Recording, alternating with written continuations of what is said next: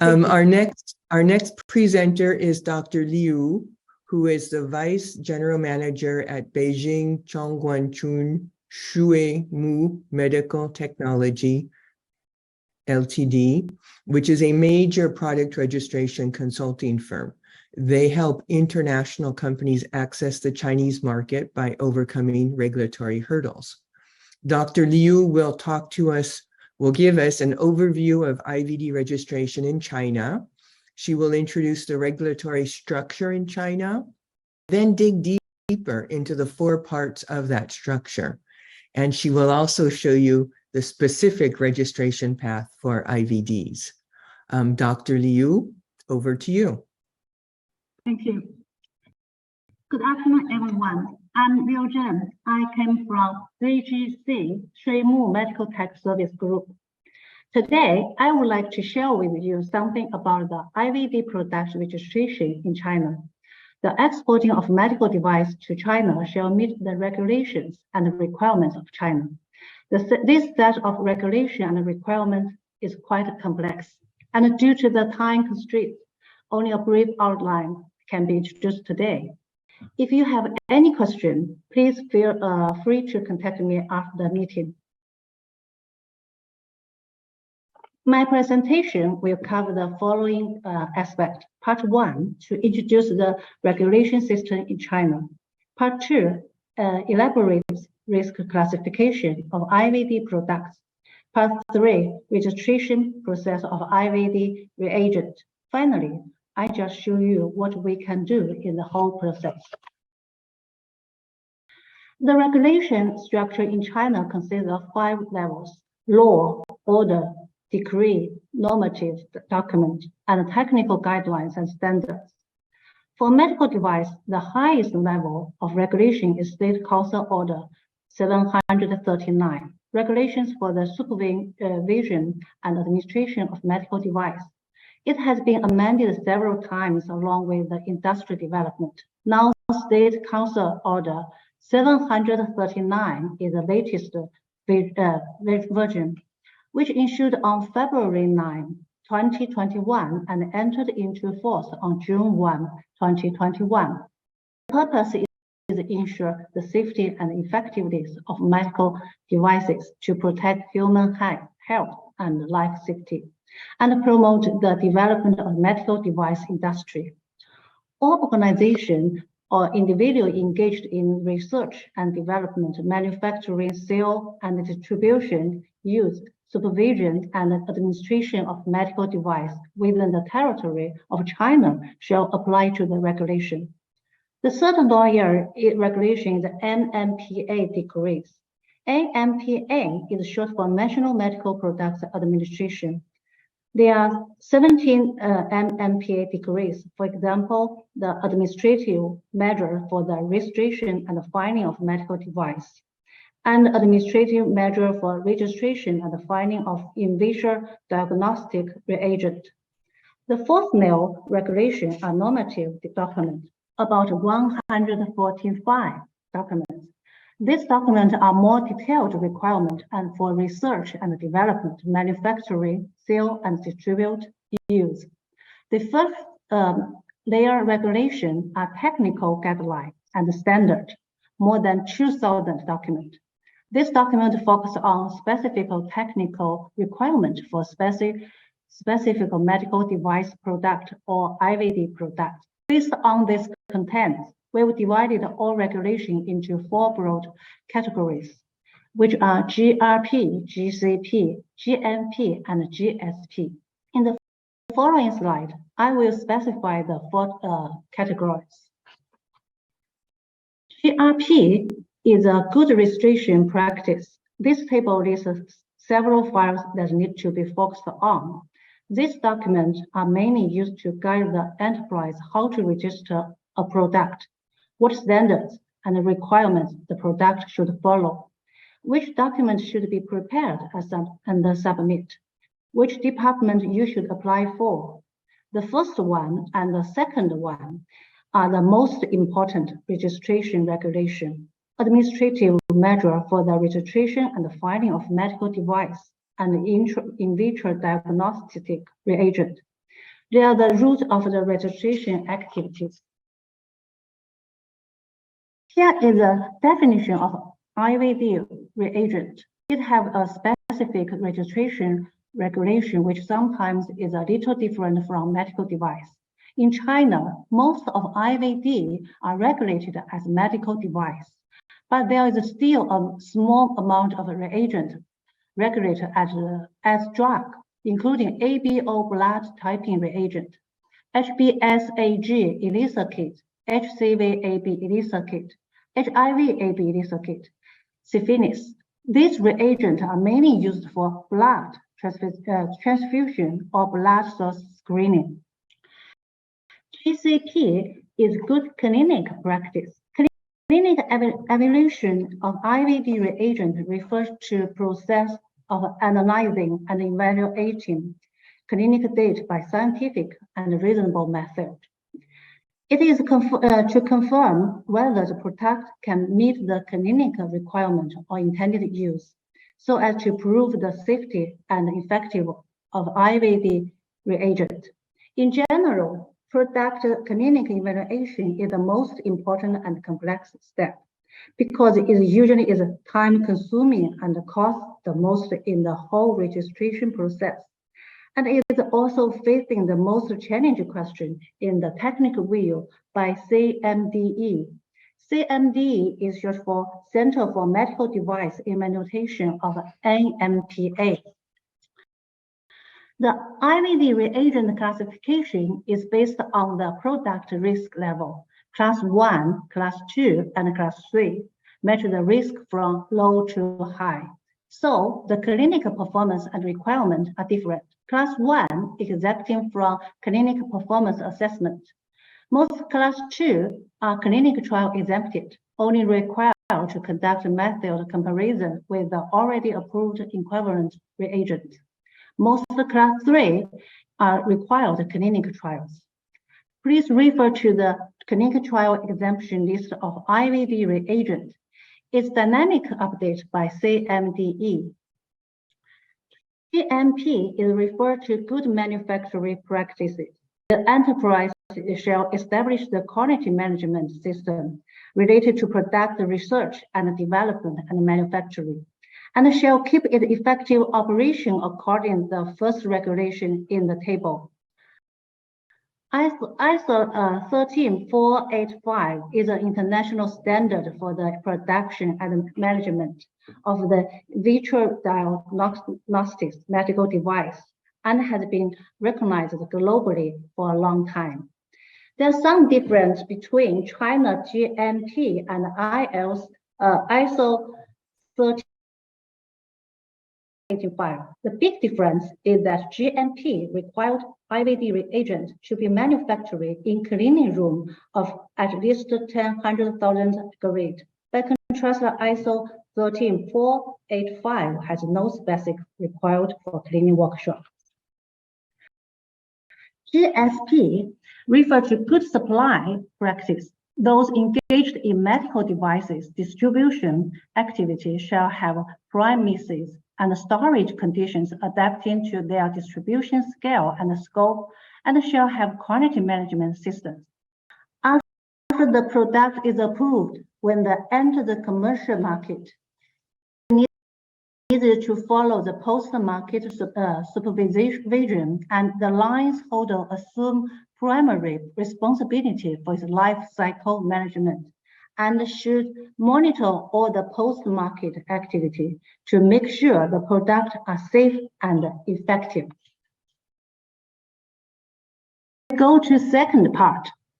The product classification, like the other country, the product classification is based on the risk level. For low risk of Class 1, product only finding is needed. For example, such as diluent, buffer, substrate, reagent, basic culture, corresponds to Class A in IVDR regulation and Class 1 in FDA. For Class 2 and Class 3, they go to registration. Technical review process is needed. For example, Class 2 includes routine clinical chemistry kits. corresponds to Class B in IVDR regulation and Class 2 in FDA. Class 3, such as infectious kits, gene testing, align with Class C and D in IVDR regulation and Class 3 in FDA.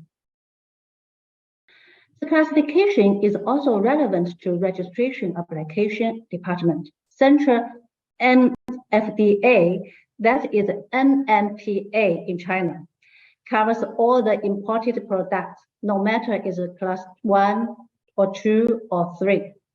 For the domestic products, only Class 3 go to NMPA. For Class 1 and 2 go to the local authority. Class 1 can be filed in municipal level. For Class 2, it goes to provincial NMPA. Here is the list of the documents for Class 1, Class 2, and Class 3.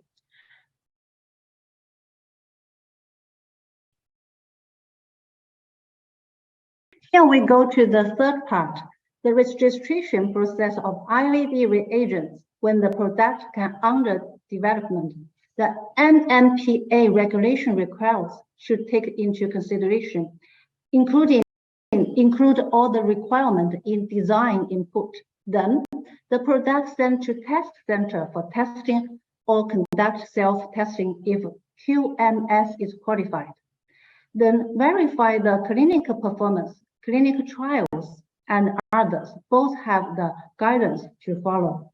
After the clinic part work is finished, the applicant prepares the submission package and submit to right department, provincial or NMPA.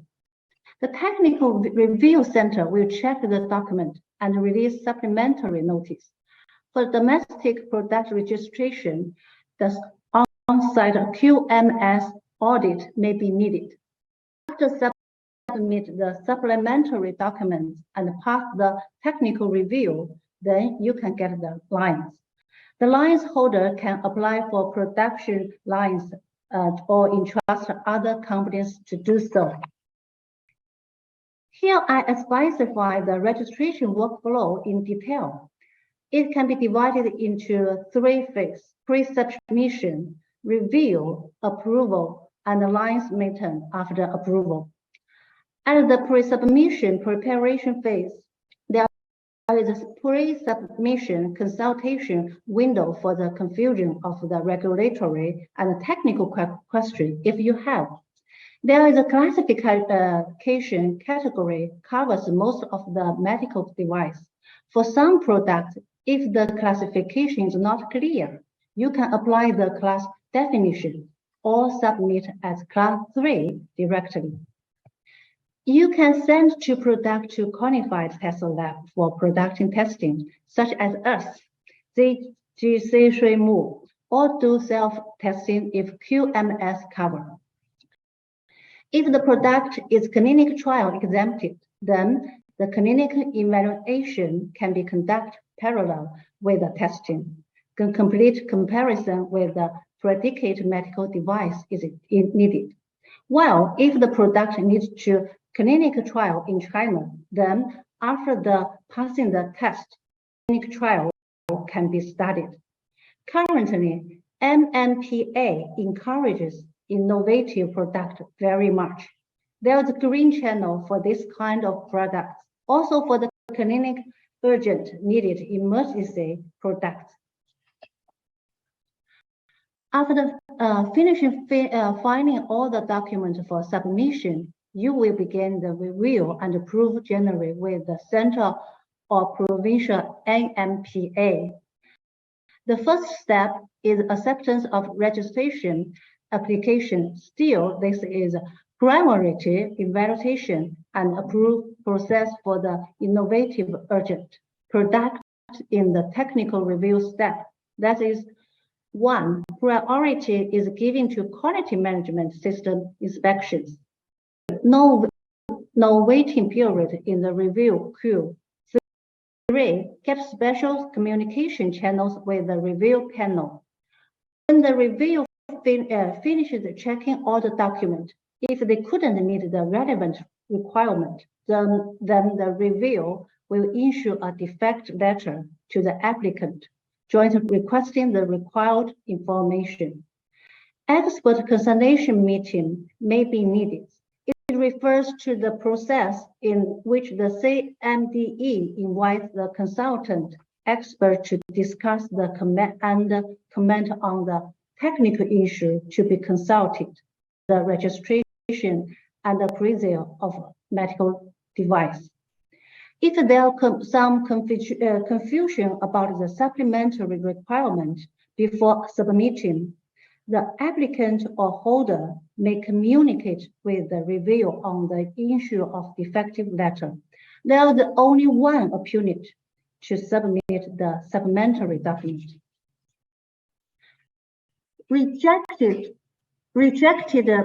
registration means that after technical assessment or administrative approval, if the medical device registration application is deemed to be unable to prove its safety, efficacy, or does not meet the requirement of laws and regulations, the registration of device is rejected. Also, the applicant can apply for voluntary withdrawal the registration application before the administrative decision is made. After submitting the supplementary document, and they can meet the requirement at the stage of issuing the certificate, the applicant shall receive the medical device registration certificate. You can log on to the NMPA website to check the progress of certificate status. The valid period of product lines is 5 years. In the valid period, if the product is changed or industrial standards or national material is changed, and amendment is needed, the license holder should submit application to the authority as soon as possible. In addition, before 6 months of the expiry date, the license needs to be expanded. Please check the timeline mentioned by the government side in the registration regulation. For Class 2 and Class 3, the first review time is a little different. Class 3 takes 13 workdays, longer than Class 2. NMPA approved 13 months refers to contain registration workflow stage and review and approve stage. Here's only very general introduction of NMPA regulation system.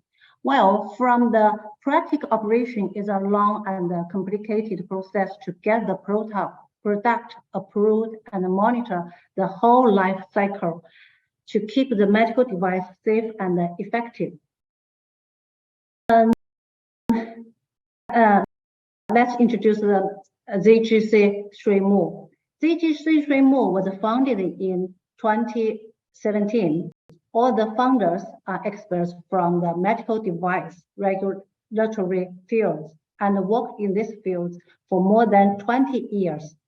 So we know the history and the background, the knowledge very well. We provide one-stop service, which can cover the whole industrial chain and different stage of the whole life cycle. Provide the total solution in the whole life cycle in the medical device, including registration testing, regulation affairs consultation, clinical affairs consultation, and QMS consultation, engineer design, IVD quality control products, IVD reference materials, CDMO for IVDs. In the past 5 years, we had built many test labs which can satisfy different kinds of test needs. You're welcome to contact us for any topic you are interested in. That's all. Thank you for your attention.